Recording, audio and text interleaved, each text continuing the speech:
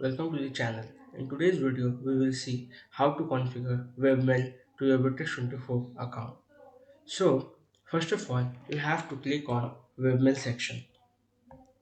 Once you click on Webmail, you will get an option to choose from various sources, for example, Gmail, Outlook, iCloud, Office 365, Yahoo, Ex- Exchange, or custom mail.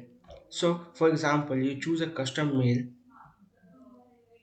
You have to put your mail ID, your IMAP server, your port number, your login, your password, your sender name. So everything you need to be mentioned over there. And once you have filled everything, you need to click on connect. Okay, once you have connected, it will gonna look like this. As of now, you can see it will give you a sign of success beside your mail ID. Okay, so this is how you can configure your mail ID in Bitrix24. Thank you.